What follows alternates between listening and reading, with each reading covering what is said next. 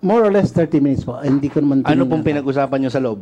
Usually kasi pag nagkikita kami, we talk about guns, NBI, Bucor, kaguluhan and everything. Hindi nyo po pinag-usapan yung dala ninyo? Nang ano naman siya eh. Please, parang- wind up, Your Honor. Meron ba sinabi sa yung see you again? Kasi the following month, nagdala ko kauli ng 5 milyon? Actually, ang mga suggestions sa akin niya, even after, sabi niya, sir, gumawa ka ng pera. Sabi sa'yo? Opo. Sino nagsabi sa'yo? Si Ronnie. Aha, okay. One last question, Mr. Chair. Okay, please proceed. Ang sabi ni kay Henry, kay Herbert, sabi mo nagbibigay ka ng 3 milyon kay Secretary de Lima. Tama ba yan? Tama po, Your Honor. Ipababa ito dun sa 1.7 na binibigay ng 17 drug lords or commandos? Hindi ko po alam yung tungkol doon kay YC Ragos po. At tanungin na lang natin si Intelligence Officer Ablen. Nandiyan ba siya? Sabi niyo po ay nagbibigay ko weekly 1.7. If you have to multiply it times 4, lingguhan eh. 17, that's 6.8 million a month. Tama po ba yan? 6.8 million a month ang hinihingi po ninyo? Your Honor, please, clarify ko lang po yan. Ano? Yung 17 na unang umate nung patawag, that was January 4, ang nag-comply lang po noon 10. Now, yung mga succeeding weeks, hindi naman po kompleto yung 17 o 10. Basta kung ano lang po yung iparating. Para saan po yun yung tara na yun? Sa opinion ko po, Last question na ito, Mr. Chair. sa opinion ko po, Your Honor, Oo. Yes, Mr. yan sa Witness. opinion ko, I'd like to believe, part po yan nung delivery ng 5 million Para kanino? para kay Secretary de Lima. That would be all, Mr. Chair. Thank you. Thank you, Vice Chair. We now call Honorable Pineda. Andiyan ba? Wala. Chairman Barbers. Salamat, Mr. Chairman. Mabilis lang ho ito. Unang tanong, didiretsuhin ko na lang. Pagtugan lang sa tinuod, Bert, ha? Yes po, Your Honor. Sabihin mo sa committee ito, meron bang Shabu Laboratory sa loob ng Bilibid? Mikey muna. Yes, meron, wala. Wala po. Wala. So walang katotohanan yung merong Shabu Lab sa loob. Tama ba ako? Pero meron pong chismis doon sa komando kay GB Sebastian nga may nagluluto. Pero masasabi ko po dito sa inyo po at sa sabihin ng Pilipino, kasi mahirap kung magsabi hindi ko nakikita, pero may mga hakaka at istorya nga may nagluluto doon sa loob ng maximum banda doon kay sa komando na makaluto silang 1 kilo per day. So chismis lang yun po at hindi ko masasabi po nga 100% po. I think siguro dapat ma-verify din natin yon dahil nakakapagtaka. Base doon sa affidavits nila, Mr. Chairman, makita mo napakaraming sabong umiikot sa mga kamay nila. Tinotokahan yung isa, 10 kilos a week. Yung isa, tinotokahan 30 kilos, 50 kilos a week. Ang tanong, saan ba galing yung shabu? Di ba? Pangalawang tanong, nabanggit, nasama ka doon sa matrix eh. Diba? Opo. Nasama ka doon sa matrix Opo. At nasabi doon sa matrix ng ating presidente Opo. na yung source ng droga galing sa mga sindikato sa labas. Opo. Pwede mo bang patunayan yan dito sa komite? Yung sa matrix po, noon po na time ni Secretary de Lima po, nung linipat kami sa NBI, ay ginawaan ako ng matrix na. Matagal na po yung report na yon. Para ipindown ako, para maalis ako.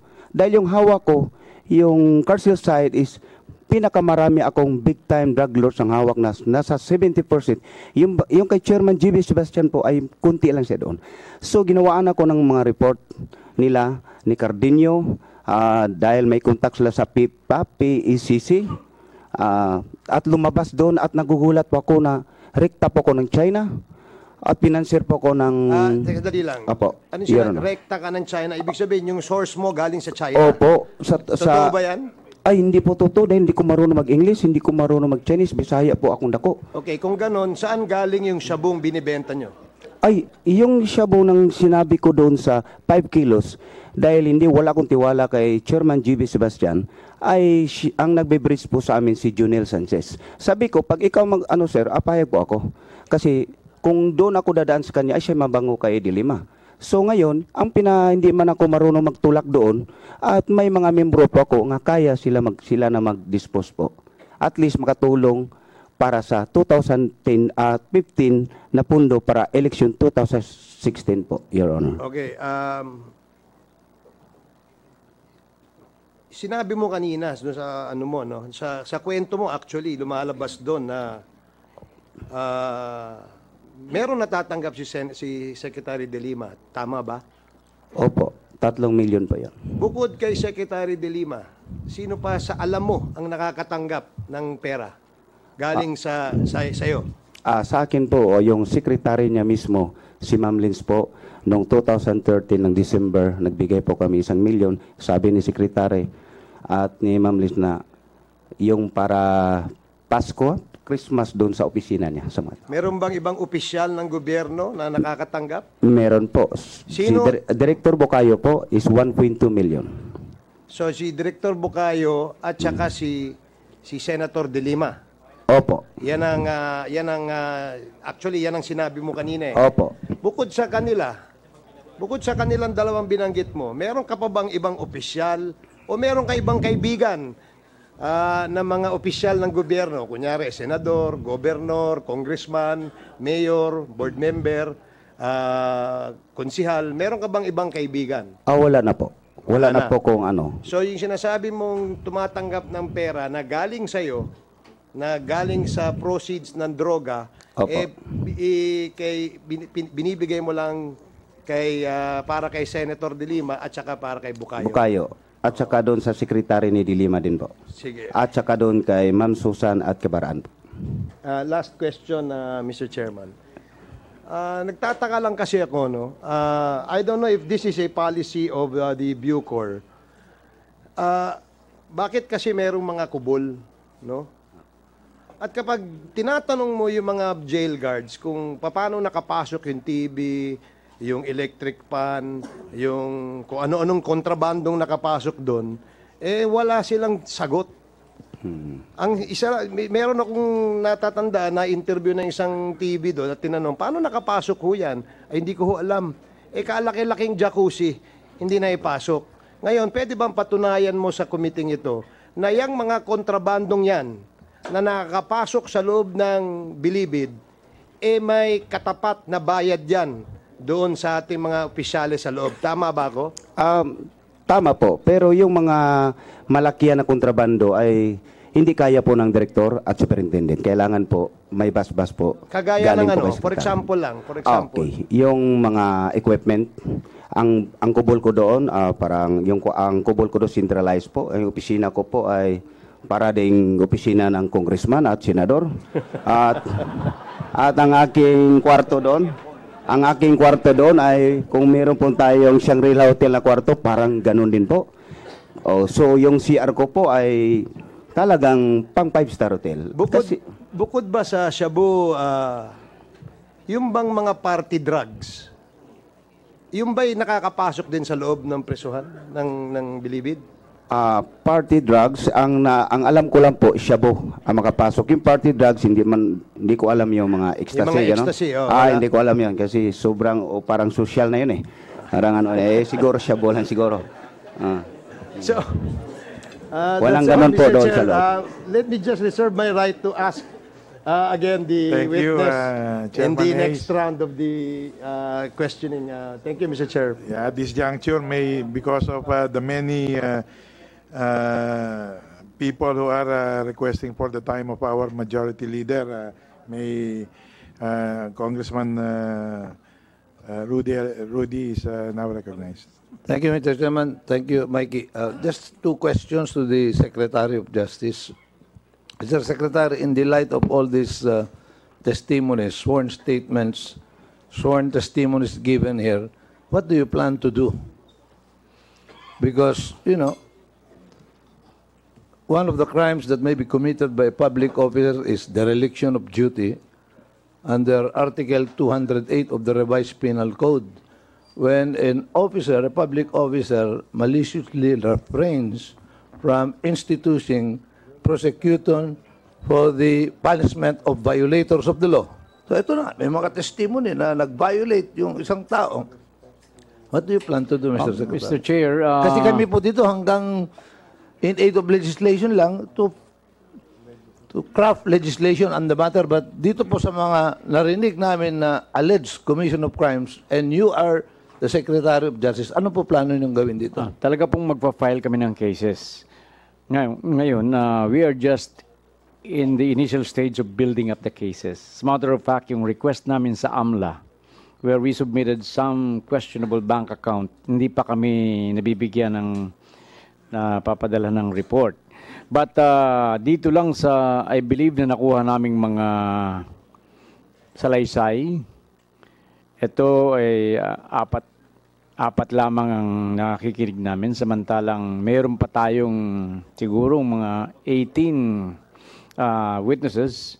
I believe na mayroon na ng probable cause. But syempre, hindi naman po tayo magpa-file ng talagang hindi airtight na case. Kasi unang-una, hindi naman tayo dapat magmadali.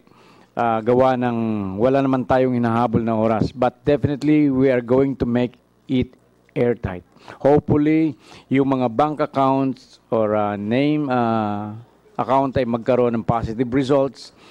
And since drugs a predicate crime na pwedeng magbigay ang AMLA ng hindi na kinakailang mag-file ng petition sa Court of Appeals, titignan po natin yan at sana yung sinasabi sa amin na sisiliping mga bank account which may mga accounts po namin binigay mga daang milyon ng parang may preliminary findings eh.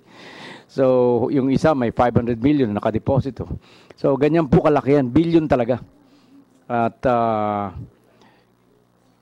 sigurado pong magpa-file kami ng kaso. Ngayon, in the meantime, yung pong dapat talagang patigilan 100% yung drug trade sa Bilibid. Kahit ano pong gawin ng SAF, kahit 2,000 mahigit na ang nakuha, ay meron pa rin pa isa-isa, pa dalaw-dalawa. Hindi namin alam kung na cellphones, meron pang internet sa loob. Diyan siguro kinakailangan namin na kami suportahan ng Kongreso at baguhin natin yung ating Republic Act 4200, yung Anti-Wiretapping Act. Meron na po kaming sinubmit na parang proposed amendment sa Republic Act 4200 para i-include ang mga prison cells or penitentiary na payagang magkaroon tayo ng mga listening devices. So, yung pong isang hiniling ko na jammer, para lang 100% na mawala ang drug trade, ay dumating na po at lalabas na po sa customs. Yan po dinonate nung isang sa aking panawagan, kaya siguro at least yung Building 14 baka matigil na natin. But dalawa lamang po yung pinadala sa atin. Magkabilang dulo lamang yun ng Building 14. Pero itong maximum, kinakailangan po natin ng malaki-laking jammer siguro. Thank you, Mr. Secretary, because we look forward to that because one of the personalities mentioned here happens to be a member of the Senate, and we have an inter-chamber courtesy where we do not invite a member from the other chamber, although she's welcome to come here, but since she has made statements that she will not come here, we look forward to the filing of the case so that she can also clear her name na hindi naman isang side, but if she can come here and confront all of these witnesses and present her side, well and good. But if not, then maybe the opportune time will be when the cases are filed. Thank you, Mr. Secretary. Thank you, Majority. Thank you. Congressman Mikey Romero. Yes, good afternoon. Tanong ko lang ho, is the how organized is organized? Meaning, how organized ang organization ng drugs dito sa loob ng New Bilibid Prison, no? May I just ask si Mr. Colanco and Mr. Magleo if are they still here? Sorry. So Mr. Colanco, are you a drug lord? Your Honor. Sorry. Drug lord po ba kayo, Hindi Mr. po. Colanco? Hindi po. Ako po ay may negosyo po ng lending po magpautang. Ang kaso ko po ay robbery. Opo. Yung kinalaman po, magkano po sa kaalaman nyo, Mr. Magleo and Colanco, ang drugs na umiikot sa loob ng New Bilibid Prison? Ang presyo po ng droga sa loob ng Bilibid ay mas mahal kaysa presyo ng droga sa labas, Your Honor. May alam ho ba kayo paano kalaki ho to? Quantity, you mean quantity, Your Honor? Both quantity ho at saka street value. Kumbaga, may nagsabi ho yata 1 billion yata, no? Yan bang, ano? Totoo ba yun? Okay, isa-isahin kung sagutin ang tanong nyo, Your Honor. Sinasabi nyo yung quantity ng consumption sa loob ng Bilibid Maximum Security Compound during the tenure of Secretary De Lima. Is that correct, Your Honor? Yes, sir. Ang consumption ng shabu sa loob ng Maximum Security Compound ay 2 to 3 kilos a week during the time of Secretary De Lima, Your Honor. Sa loob ng Maximum Security Compound, Your Honor. At ang presyo noon ng shabu sa loob ay umabot ng 15,000 per bolto, meaning 1 bolto is 5 grams, Your Honor. So, 200 bolto ang isang kilo. So, that's times 15,000 per bolto, Your Honor. Sir, yung 15,000 is per sachet? Ano ba to? Per Yes, what? sachet na ang timbang ay 5 grams, Your Honor. Pag ikaw compare naman, ang presyo sa labas ay halos hindi abot ng ganon nung mga panahon na yon. Siguro ang running price from the source going to the street players, mga 12,000 lang siguro, and then yung street players, street marketers ng drugs ay tataasan na nila dahil silang retailers, Your Honor. Tinatanong nyo tungkol sa consumption, yung nabanggit yung collectible, Your Honor, ay kay Peter Co. Kasi marami kang sinabi na 50 million yung utang ni Mr. Sino yung sinabi mo kanina? 50 million yung utang kay Peter Co? More than 50 million pesos ang utang ni JB Sebastian kay Peter Co, Your Honor. So, ibig sabihin, paano kalaki ang perang umiikot sa loob ng National Bilibid Prison involved in drugs? Ang Bilibid, Your Honor, lalo sa Maximum Security Compound, ay doon lang ang trading, Your Honor. Trading, doon ginagawa man transactions at ang bigayan ng droga at bayaran ay sa labas, Your Honor. So, Mr. Secretary, how big is the industry, ito pong industriya ng drugs na nanggagaling sa loob ng National Bilibid Prison in terms of value at saka po ano pong quantity, if I may? Ang alam ko lamang po na sinabi nung nag-umpisa kamay yung percentage ng niluluto o tinatransact sa loob ng Bilibid. Ang kwan po dyan is between 70 to 80% ng drug transaction sa buong Pilipinas. In other words, yan pong mga sabu natin, yan po either it's directly imported from China or niluluto yan sa high seas ng mga Chinese ships. Pagkatapos po niyan, itong mga imported shabong yan at saka yung niluto nila, tinatapo nila yan dun sa jettison from the ships. May mga GPS yan. At yung mga GPS na yan, mga shabu, yan ang nire-retrieve ng mga Filipino counterparts nila. At yan, pagkatapos na makuha na yan, throughout the Philippines, pag sinabi na po yan, na parating na yan through telephone sa mga drug lords na Chinese, yan na po ang ibebenta nila. Tinatawagan nila yung mga Filipino counterparts, mga Filipino drug lords natin. At ito namang mga Filipino, all this sa pamagitan ng cellphone, yan naman ang magbebenta doon sa kanilang mga contact sa labas. So yung ini-import na yan o yung niluluto sa high seas ng mga shabu, hindi po yan pumapasok sa loob ng bilibid.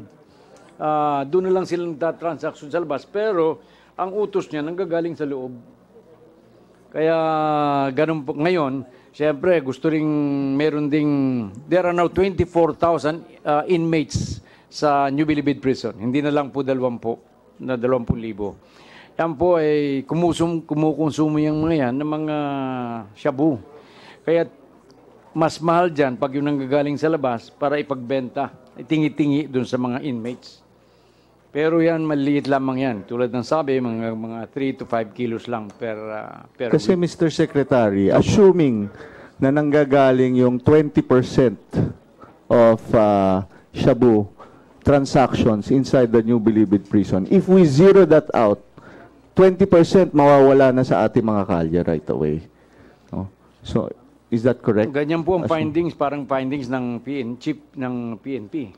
But I believe that para magkaroon tayo ng accurate report tungkol dito, dapat imbitahan natin ang PDEA. Kasi ang PDEA may talagang specialization nila at makapag-report sa atin. Dapat kaya sa tomorrow or succeeding hearing, dapat nandito sila. Meron po sila eh. Nagpresenta sila sa amin sa cabinet meeting sa Malacanang at iba ang presentasyon ng PDEA.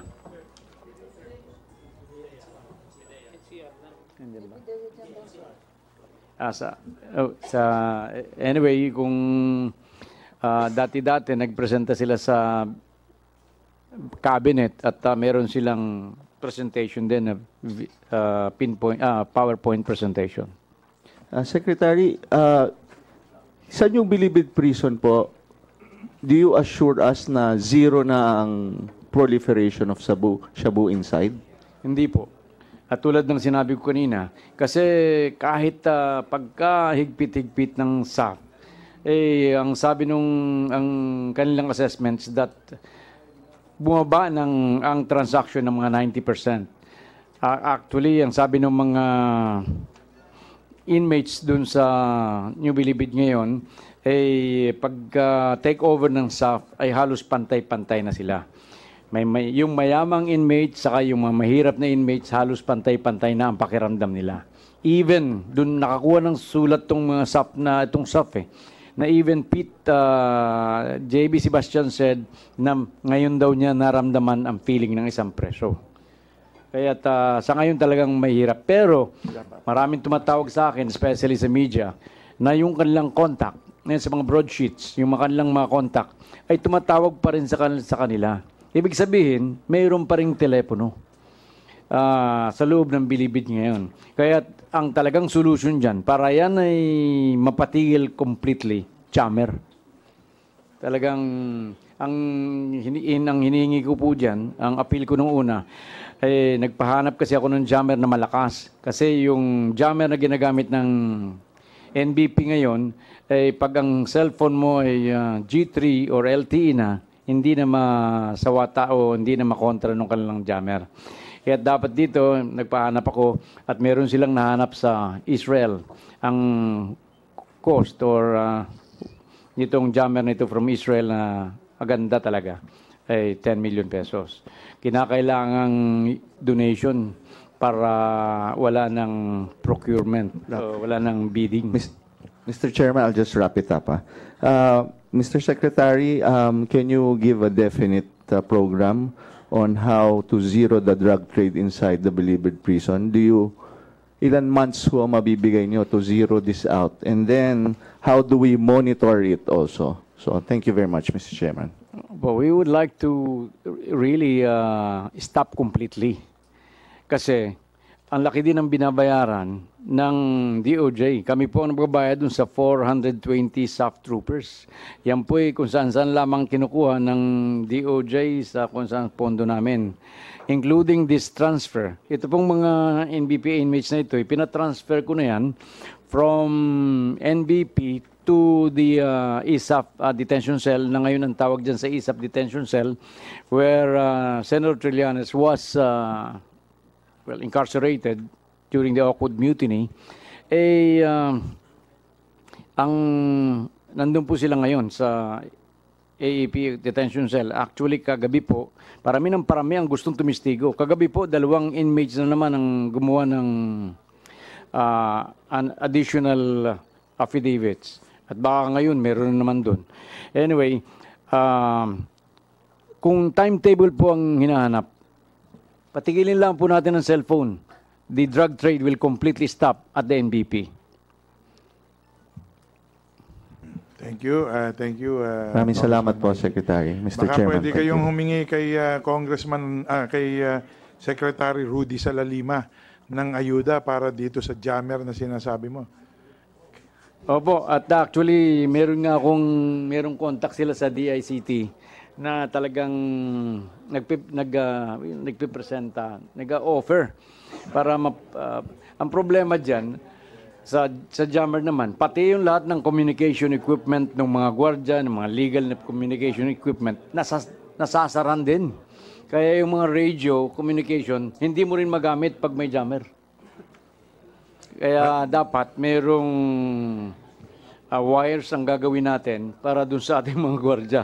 Kaya I think yan lang kaunting problema na yan eh.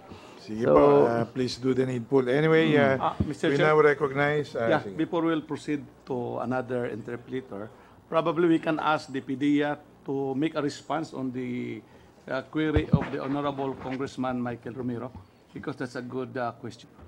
May we recognize the PDEA representative? Please, PDEA. Yes, sir. Just to make it easier for us to understand what's happening dito po sa Bilibid, yung sinasabi po na drogang umiikot sa loob, ito po yung tinatawag natin na internal consumption. Kumbaga, ito po yung droga na ginagamit ng mga preso na nasa loob ng Bilibid. However, Marami ba yan? ito po yung tinatawag, sinasabi na 2 to 3 to 5 kilos every week. Opo. So in short, ito lang po yung umiikot. However, yung sinasabi naman na kilo-kilo or milyon-milyon na droga, hindi po ito yung umiikot sa loob. Ito po ang transaction ng gagaling dito sa inside of the Bilibid. In short, bago ikasa ang any delivery papunta from one syndicate to another, kailangan may basbas po sa loob ng Bilibid. In short, kailangan talaga sa loob ng Bilibid, kaya binibili po yung cellphone sa loob ng Bilibid ng 1 milyon, kasi kailangan talaga nila yon para maikasa yung transaksyon sa labas. That is multi-million peso transaction. In short, i-control nyo man po din yung cellphone sa loob, may chance pa rin na mapasukan dahil nga binibili ito ng milyon. However, if totally makontrol because of the jammer, so the real-time na transaction sa loob is mapipigilan na po natin. However, meron pong dalaw na tinatawag. So in short, pag ang isang tao ang dumalaw ka sa isang transnational drug trafficking organization or person, the transaction will still be completed. Nadidelay lang sila ng 3-4 na araw. Kasi ikakasa pa rin yung transaction. That is why ginagawa po ng ating pamahalaan is stopping the trade inside the Bilibid while we should go all out dun sa ilalim naman po yung mga user. Kung gusto po natin talagang stop ang drug trade. Because while we are stopping drug trade in the Bilibid side, which is about 30% of the total transaction na umiikot sa buong Pilipinas, nangyayari po yun sa Bilibid. kailangan din po nating i-stop yung kalakal sa ilalim, which is yung tinatawag po natin yan na Barangay Drug Clearing Operation. Ito po na po yung tinatawag ni Sir Bato na Operation Tokhang. So it should complement po yung each other. However, itong bilibid po is vital as of now. Dahil dito po kasi nangyayari yung transaction. So, meron po tayong, kung makikita po natin sa Amerika, just thinking out loud, if we really want to monitor yung mga dalaw, meron yung telepono na may harang na salamin, di ba? If we can just monitor all of the conversation, that will be fine that will drastically reduce the transaction inside of the bilibid. Yun lang po. So, thank you po. Siguro para considering the gravity of this issue na kahit the president has even requested for a 6-month extension. Dapat siguro, if I may just request the DOJ na let us not wait for a law to do this. Gawin na natin ng mabilis. Yun ngang EJK nangyayari. Ito siguro, simple lang naman ito. Wala namang mamamatay dito. Pero masusugpo natin through an administrative intervention. Kanya siguro yan ang pag-isipan natin so that we can address this immediately. Pwede po ba yan? Mr. Chair, ang talagang kinakailangan natin ay fast amendment to the 4200. At saka gawin nating legal yung pag-import noong jammer with intercept. Sige po, titingnan po natin yan. I hope that sabay na ang House saka Senate sa kasi yun ang kailangan eh. Whatever evidence you will get because of the jammer or intercept, that will be thrown out because they are inadmissible in evidence. We will take note of that. Sige po. So now we recognize Congressman, Vice Chairman Strike Revilla. Thank you, Mr. Chair. Meron lang po ako ilang katanungan. Una-una, before I proceed, would like to comment, Siyempre Secretary and our witnesses, especially ang ating pong SAF, no, sa pinakita ninyo kaninang videos, talagang very revealing. From the start pa lang makikita natin, sa labas pa lang, no, na yung mga bata ginagamit nila dyan hanggang sa pagpasok natin sa bilibid. First, it's really a very admirable, lalo na sa SAF, kay Secretary at sa Presidente po natin. Sa binigyan nyo pagkakataon talaga na bigyan ng pansin itong ating bilibid prison. Kasi yung droga natin dyan, marami na naririnig natin noon, tapos yan, na-reveal ninyo ngayon, napakalaking itong ating pong nabuksan, no? na pintuan, na dapat talaga mapagtulong-tulungan pa paano natin to masusolusyonan. Mr. Secretary, may question lang po ako sa inyo. Kasi ang primary mandate ng ating pong PNP SAF, hindi lang po para magbantay dyan. Ang question ko po, no, para lang po maging malinaw, gusto ko malinawan, gaya ng sinasabi po ni Congressman Romero po kanina, kung kailan, kung may target tayo. My point is, hanggang kailan po ba natin gagamitin yung PNP SAF dyan sa Bilibid Prison? Actually, yan nga po ang magiging problema namin. Sapagkat nalalapit na po yung parang 3-month na time table namin, na ang original plan namin doon is that after the original SAF troopers have been assigned, dapat magkakaroon ng rotation. Kasi alam namin mga tao rin yan, kaya't sa laki ng pera at dami ng perang na umiikot sa bilibid, hindi malayong sila'y makurap.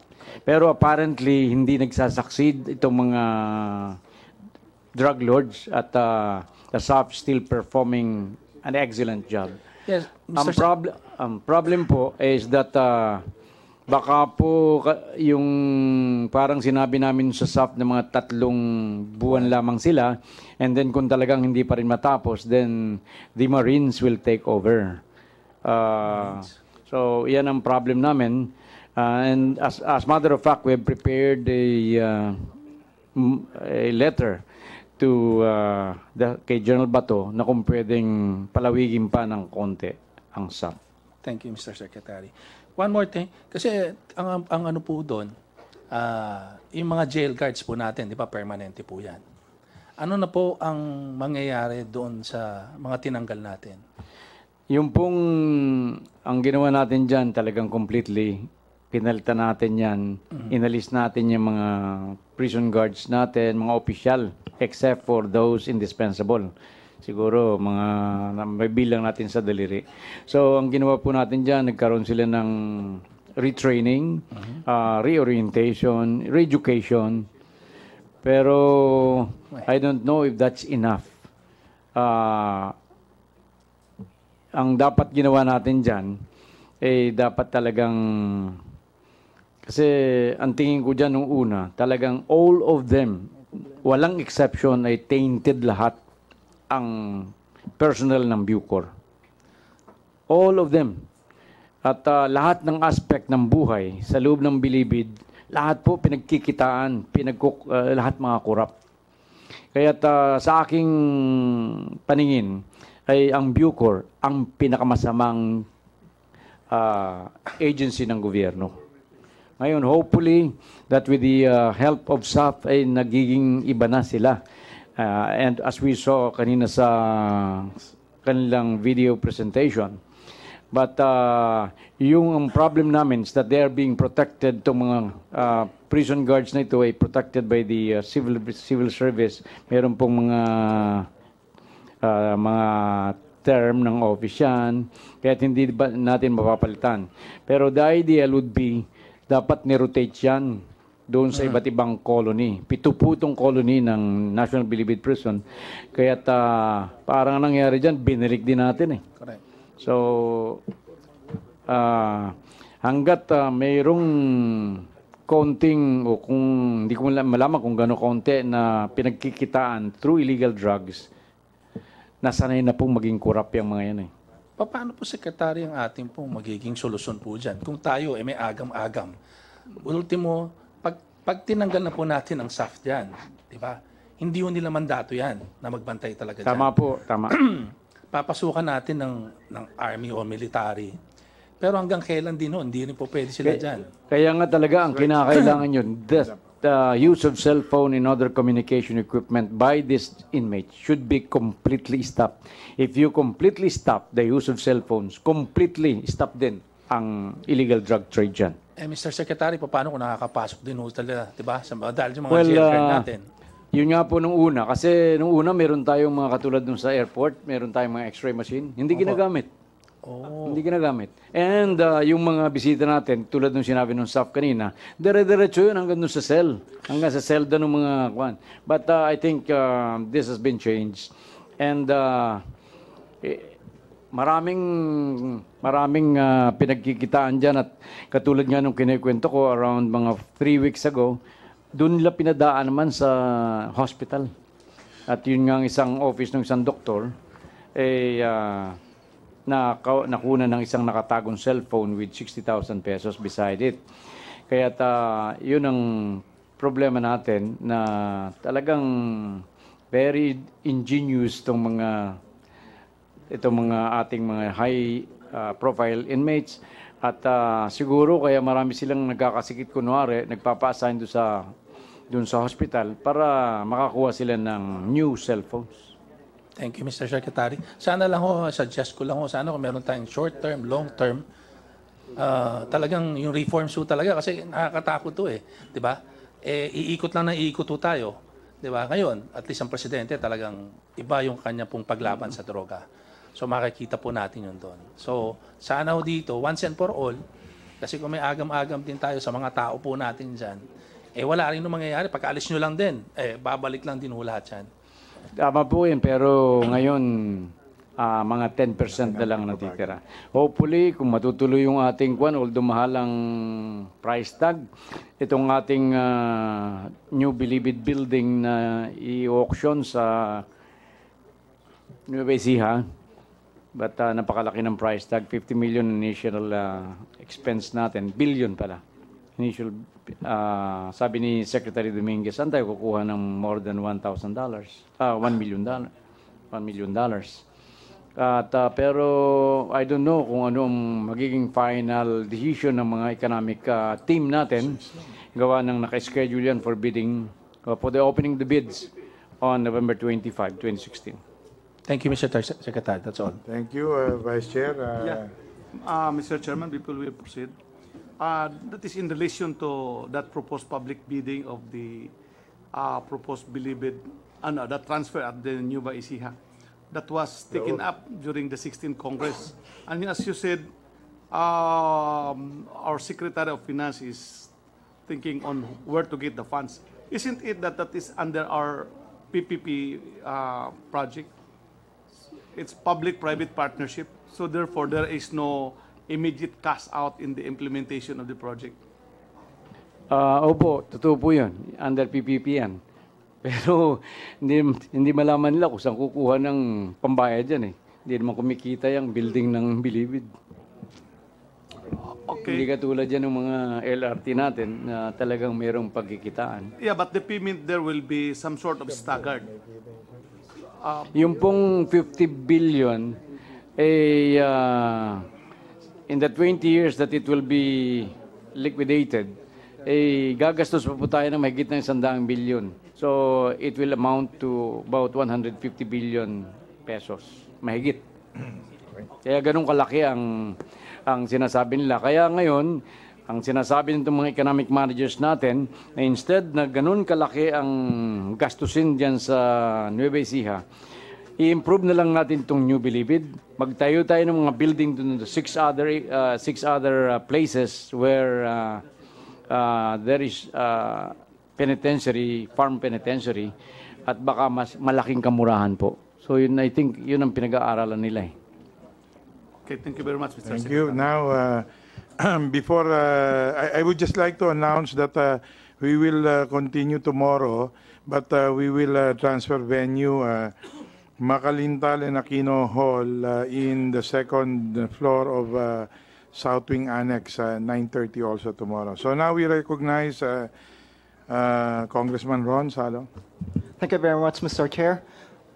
May mga ilang katanungan lang po ako dahil marami doon sa mga itatanong ko dapat ay natanong na rin at nasagot na. Una muna, gusto ko munang tanungin yung tatlo, sina Herbert Culanco, sina Magleo, Rodolfo Magleo, at saka si Director Rafael Ragos. Magkano lahat ang naibigay po ninyo kay Secretary de Lima? Ako muna. Sir. Sige po. Ako po, lumalabas, 10M po yun. So 10M dalawang beses? Opo. Okay, tigpa 5 million. Si Mr. Magleo. Ang mayabot lang namin ng aking partner na inmate leader, Your Honor, ay 3,000 plus 4,000 plus 6,000 at tinanggal na kami, Your Honor, as inmate leader dahil hindi namin ma-meet ang quota na 50,000 a week, Your Honor.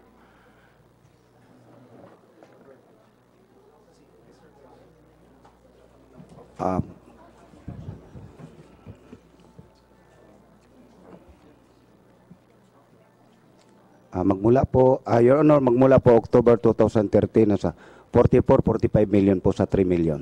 Hindi po kasali po yung 1 million po, yung big concert ko po. 1 million hindi po kasali. So sa isang taon po ang aking big concert po, 10 beses is 10 million. So naka-isang taon ako mahigit po. Siguro nasa mga 14 to 16 million po. Yung sa 1 million po, so can and bear po, nga share po kay Secretary de Lima. So magkano lahat po yon? 46 plus 14? 46 plus 14, 50, 60 po. 60 million. Opo, Okay. thank you. May salamat. Kay Mr. Ragos po, tatanungin ko lang po. Gaano po kayo katagal na naging OIC ng Bilibid? December, January, February. Then middle of March, wala na po ako. More or less 3 months and more. O more or less 3 months. Pero sabi po ninyo September hanggang March? No, end of November. So it's In December, January, February, then middle of March. That's 3.5 more or less. Bago po kayo ma-appoint po roon, paano niyo i-describe gaano kayo kakilala ni Secretary De Lima noon, na senator ngayon?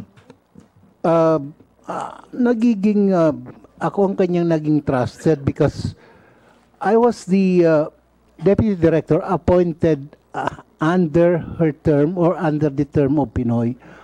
Usually, pag may mga bagong upong opisyal, they tend to trust yung mga kanilang in-appoint rather than the old ones na inabutan nila. So, pag meron siyang mga confidential investigations or investigations that are for the consumption of the management or the government or of the DOJ, ako ang kanyang inaatasan. These are investigations that are not really gathering hard facts. This is more of an elicitation, educated guess, kasi nagmamadali po ang management na gamitin ng info. Hindi po ito yung formal investigation. Usually, akong inaatasan niya pag may ganun. So, ibig sabihin, sadyang may trust and confidence sa inyo sa Secretary De Lima. Ganun po ba? Yes, sir. So, ibig sabihin din, dahil kayo ang in-appoint niya sa OIC, at the same time, binabanggit ninyo na yung position ninyo ay very crucial o critical yung function ninyo, malapit kayo sa kanya. Tama ho ba? Yes, sir. Ano naman po ang dahilan bakit po kayo tinanggal? Saan po? Na dati po kayong OIC, tapos pinalitan na po kayo pagkatapos. Ayokong bigyan ng mali siya, pero ang sabi niya sa akin, kaya ako inalis because ayaw niya akong magtagal sa napakagulong organisasyon. Pero kung nung aking ina-analyze, si Ronnie ang dahilan kaya ako tinanggal because siya ang namimili kung sino ilalagay Ano yung sa tingin po ninyo na qualification standard ni Ronnie Dayan para Ronnie, manatili kayo? Sa qualification ng isang pagkatao, when we see not in the material things or sa education, yung kanyang pagkatao, napakababa ng pagkatao niya.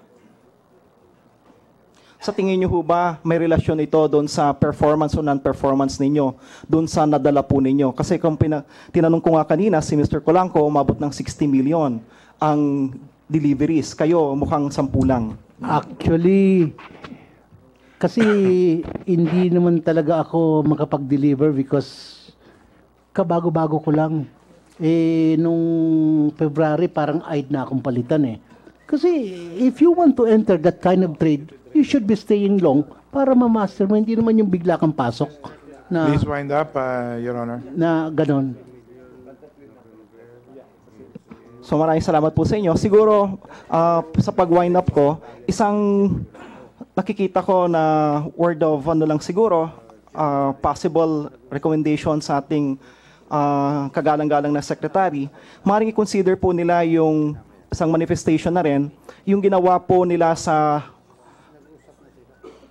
Central Park ng New York, kung paano lang na-manage yon. Because I was reading about the management of the Central Park dahil 385 hectares yung kabuuan po noon. And I understand, ang ginawa po nila is to parcel it out into 49 areas, small sub-areas. In order for them, and each sub-area was given specific person to manage. Kung papansin po ninyo, yung mga nakapasyal na po sa Bilibid prisons, lalo na sa maximum, that's 9.6 hectares. Tama po ba yon, Secretary? Si Mr. Asuncion. 9.6 hectares yung binabanggit po nila kanina, and roaming around, binanggit nila kanina 16,000 or 20,000 or 24,000, which number do you want to believe? Pero lumalabas po doon, how could you possibly manage 24,000 roaming in one big place? So perhaps isang possible na pwede nilang pag-isipan, i-consider, is to parcel it out. Para on each one, kapag may problema doon sa area na yon, pinpointed ka agad, naka-isolated ka agad. That's just one perhaps possible thing to consider. Maraming salamat po, Mr. Chairman. Thank you for that. Please consider the suggestion of Honorable Salo. So, We now call on Congressman Rupi Biason. Nandiyan pa ba? Thank you, Mr. Chairman. Yeah, my first question goes to Herbert Golanco. Yes, Nasabi po, mo Your kanina na nagbigay Apo. ka ng pera sa ating dating Secretary of Justice at sa Director ba? Tama? Yes po. Paano mo pinapadala sa kanila? Yun po si Juniel Sanchez po ang kumukuha ng 3 million po a month. Doon magkikita sila. Minsan sa DOJ dinadala po sa aking talent manager na si Rinante Diaz. At minsan po, yung 1 million sa event ko, sa concert, ay mismo siya din minsan si Juniel Sanchez ang kumuha ng 1 million po. Okay. Kay Mr. Ragos, please, tungkol dito sa salaysay mo dito sa affidavit, nakita mo isang umaga sa ibabaw na iyong kama yung bag. At yan ba yung unang pagkakataon mo na nasubukan yon? Yes, Your Honor. At nung nakita mo yung bag na yon, may tumawag sa iyo, nag-verify ka kay Mr. Dayan na para sa kanya may inaasahan siyang darating na pera? Actually, tumawag kung papunta ako, parang alam niya na eh. Tapos, naapektuhan ng corruption. Pero kayo mismo sa isip ninyo, batay ito sa mga naririnig kong salita nyo kanina, na parang nag-assume kayo na ito ay tara o kaya kota? Yun naman po ang term ng mga, ang term ng money that are involved sa mga racketeering, tara, kota. Ang ibig sabihin, nagkaroon kayo ng assumption nga nung nasabi sa inyong itong perang to para kay Mr. Dayan, yun ang pumasok sa isip nyo, yan ay tara o kota? Yes, sir. Bakit yun ang pumasok sa isip nyo? Alam nyo ng practice yun doon sa Bucor? Ano naman, sir, although I'm new as an OIC, naririnig ko naman yun sa mga kwentuhan ng yung mga tatagal na doon. So, ibig sabihin, practice na sa